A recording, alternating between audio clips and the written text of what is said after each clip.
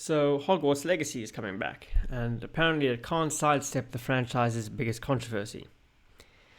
So, for years, the Harry Potter franchise has dominated pop culture, with Hogwarts Legacy acting as the franchise's most popular video game adaptation. It's no wonder the controversy surrounding the franchise has sprung up at some point, as the first Harry Potter book was released almost 30 years ago. Nevertheless, it's disappointing that such a well-loved piece of pop culture has been sullied in the eyes of many Potterheads, despite new content for the franchise like Hogwarts Legacy continuing to release. Okay, so let me add something quickly here. Has been sullied in the eyes of many Potterheads. How many Potterheads? If we're honest, I don't think it's as many as you think. Maybe that number is not quite as high as you imagine. Maybe you should rethink that.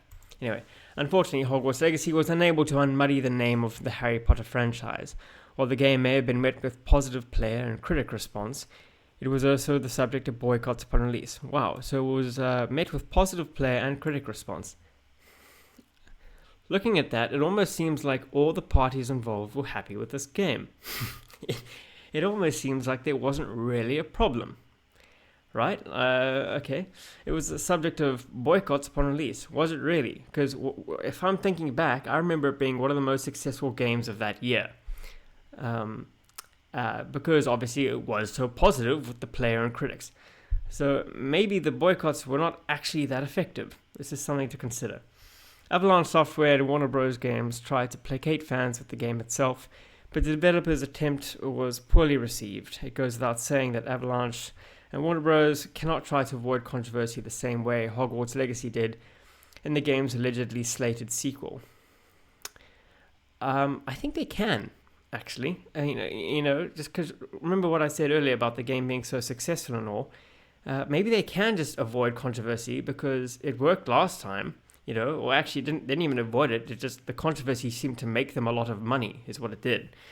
So maybe they don't want to avoid controversy, and I think it goes without saying, really, that controversy was quite an effective tool in the first game, and they don't need to be afraid of it.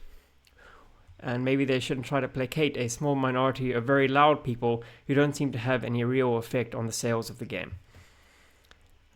Creeping through the promotion and marketing for Hogwarts Legacy prior to release was the never-ending controversy surrounding J.K. Rowling's transphobic comments. Just a reminder, J.K. Rowling believes that there is, although she says that she loves trans people and that she supports them, she does believe that they are distinct from biological women. In effect, she has an opinion on what constitutes biological womanhood and believes that biological women should have their own separate spaces from trans women. She doesn't say that trans women don't exist.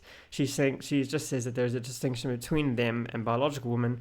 And based on things that have happened in the UK and around the world, she believes that biological women, do still need some level of protection and their own private spaces. So those are her incredibly hateful, horrific comments. I encourage you to go read up on what she said about it. It's really very appalling. She's clearly a terrible, hateful human being because she believes that women have the right to an opinion on what constitutes womanhood. Anyway, Rowling's comments on the trans community in conjunction with the re-examination of portrayals of people of colour in the Harry Potter books have essentially reduced the legacy of Harry Potter from a juggernaut in young adult fiction to a nostalgic but messy memory. See, that's strange, because I somehow think that it's actually still a juggernaut in young adult fiction. Last I checked, it was immensely popular still, and they are currently making a huge series about it, which is the talk of many kind of different media houses, and it's one of the biggest kind of things that people are looking forward to coming out from, I don't know if it's not HBO, who's doing it, I don't know. But essentially I'm saying it's still a juggernaut, and it's not in fact just a nostalgic but messy memory.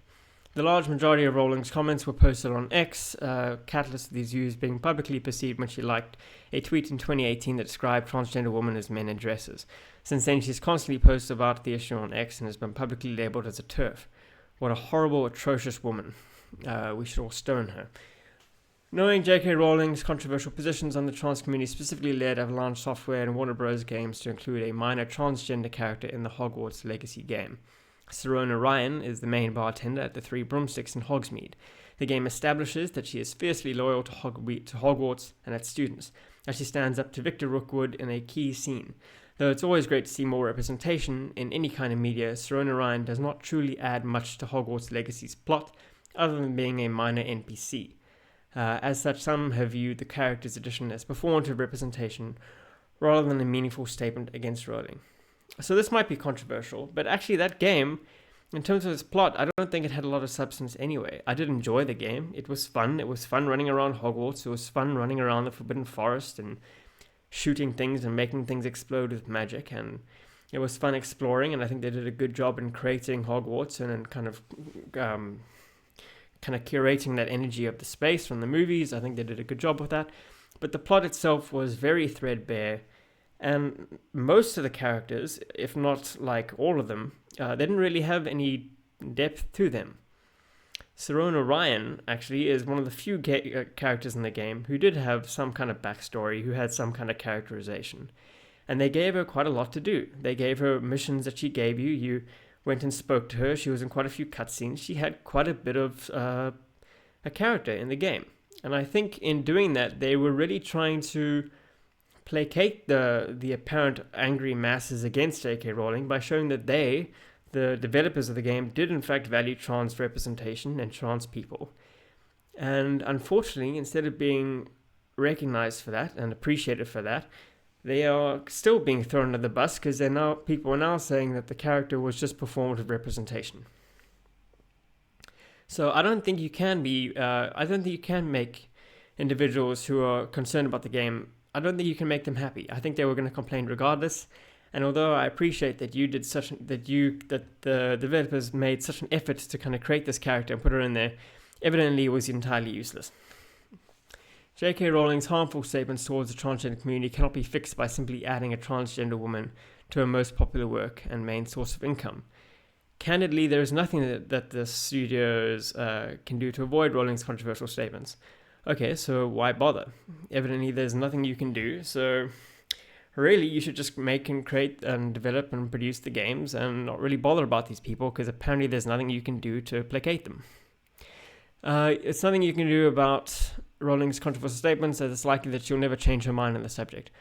Why do you want her to change her mind? I understand disagreeing with her. I understand having a differing opinion and wanting to kind of discuss the matter with her and still have a sense of arguments and discussion and reason. And maybe at some point we can have this debate around trans womanhood and we can navigate that. But the way that you're phrasing this, it seems very aggressive. There's nothing they can do to change her mind on the subject. It shouldn't be about changing her mind. It should be about having these discussions and learning and trying to convey your own points. The fact that you're insisting on someone changing their mind, that is aggressive. And that doesn't make you seem like a reasonable person. That makes you the aggressor. That doesn't mean the developer can't strive to improve the brand's trans representation with Hogwarts Legacy 2, likely with the intent of avoiding its predecessor's boycott that was due to Rowling's statements. A boycott, by the way, that accomplished nothing. That game was the most popular game of the year, I seem to remember. It made far more money than it kind of deserved based on the quality of the game. It made heaps of money, maybe because of the boycott, because people saw that you were trying to boycott her and they just wanted to show their support by buying multiple copies of the game. Yes, Sirona. She was a fine character. She had, as I say, more depth than all the teachers and pretty much all the students at Hogwarts. Any other kind of adult character, they didn't really have any depth at all. She had a lot of character, despite the fact that you're dismissing her entirely. Transgender Potterheads still exist despite Rowling's statements. True, but they are in the overwhelming minority because trans people are in the overwhelming minority. So the expansion of Sirona Ryan as a character could be one way that Avalanche Software and Warner Bros. Games attempts to prevent a hypothetical boycott of Hogwarts Legacy 2. As I said, a boycott is not going to be the end of the world because it didn't accomplish anything the first time. And also, expanding Sirona Ryan is not going to accomplish anything because you just think it's going to be performative anyway. Nothing that they can do in this game is going to placate you and make you happy because it still has to do with J.K. Rowling, and you are just miserable people and you want to fight about stuff. The expansion would have to be rather large and genuinely impact the story rather than Sirona Ryan's role from the previous game maintained, proving the character is not performed representation but something more substantial. A character in that game, again, the story is threadbare. A character barely has to do anything in order to make an impact, okay? And she certainly did make an impact. She was there. There were numerous cutscenes with her. Right away, a few ideas spring to mind. She could come to the defense of her patrons. Okay, perhaps she could once again come to the defense of her patrons. So you're saying she's done this before. You're saying she came to the defense of her patrons in the first game. She came to the defense of the students. And yet you think she was entirely useless and unnecessary and performative. So actually, if she comes again to the defense of her patrons, maybe it's not going to make a difference. And maybe you're still going to be miserable. Maybe she has to come to the defense of her patrons twice, maybe 3 times. Maybe that'll make an impact. What will make you happy?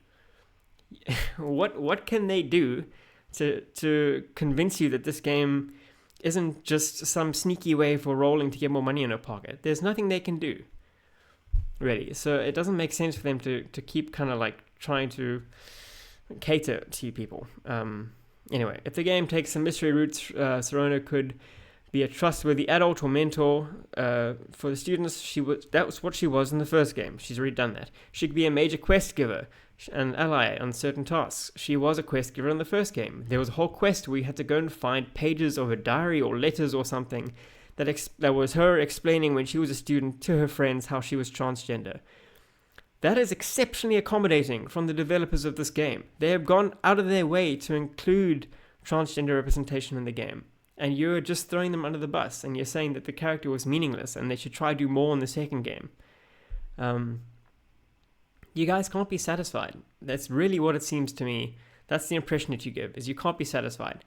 And you're not going to be happy, so why should they bother to include more of the stuff in the game? Another option would be to include a transgender student as one of the key protagonists or companions in Hogwarts Legacy 2. True, you could do that, but in a game where there are only like 5 actual significant characters, you already have one who's transgender. You could add another one, and then you would have like, 20% of the characters being transgender, but that seems a little bit like overrepresentation, and that seems a little bit like it's just political messaging in a game, and that's not going to endear your cause to the majority of players. They're just going to feel like they're being that they're the subject of like a lecture, and that's not going to make them more they're not going to make them more accepting of your messaging if they feel like they're being kind of subjected to your political opinions rather than just trying to play a game, right? So actually, I think if you overrepresent this, it's just going to be more destructive than you think. Anyway, the statements made by J.K. Rowling over the last 7 years regarding the transgender community have unfortunately damaged a piece of media that was once widely loved. It's still widely loved, and it's not as damaged as you might think, because again, they're currently making it into a huge series, and it's still the best-selling book series for kids and pretty much in general, or one of the best-selling book series. Although ultimately it comes down to fans deciding if they're willing to separate the art from the artist. And Avalanche cannot clean up J.K. Rowling's mess. Look at the way you phrase this. You are the aggressor here. This is like a psyop. This is terrifying. They can do more than just insert a very minor trans character in the next game. Hopefully characters like Serena Ryan can be featured more heavily in Hogwarts Legacy 2. Just make it full propaganda. Why not? Make the whole game just about you trying to turn other students, get them to acknowledge their better selves, so you can get the whole of Hogwarts just to be transgender students. And maybe when the whole of Hogwarts is transgender students, then the tiny minority portion of the people playing this game will actually be satisfied. But even then, I don't think so, because it's still supporting J.K. Rowling, who they think is literally Satan.